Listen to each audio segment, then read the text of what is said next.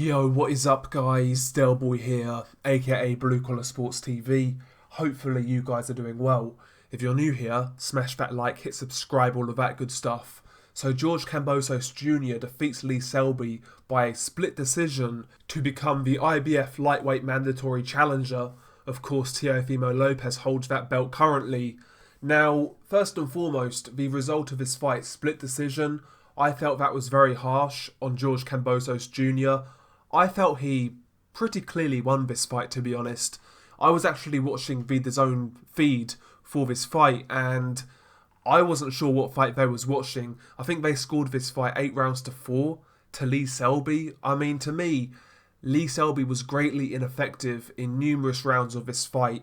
Lee Selby was doing his usual thing, sticking and moving, sort of probing the jab, but not really much else in a lot of rounds. Whereas Kambosos was coming forwards, applying educated pressure, wasn't going gung-ho, and he was actually countering Lee Selby on the front foot. And he was the guy in this fight, for the most part, who was landing the hard shots.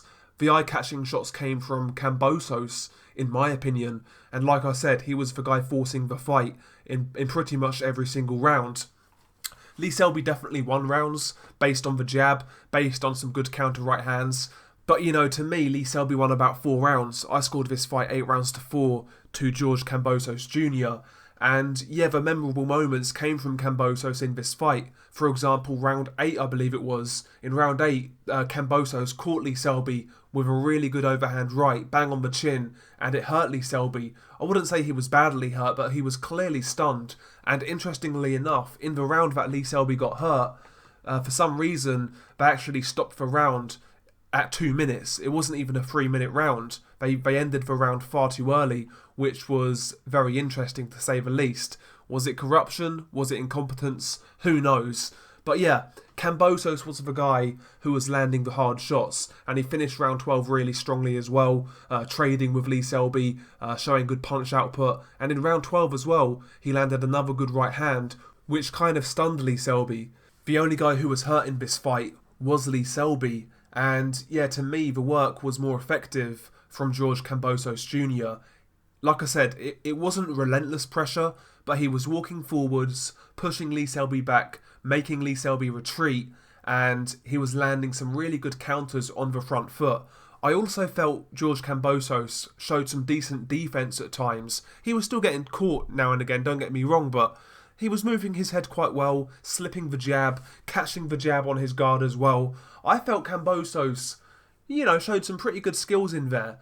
Again, I don't really think Kambosos is going to do much at top 10 level, but he showed some pretty good moves in there. He landed the harder shots. He was the guy applying pressure, and he was the guy coming to fight. I believe he clearly won this fight.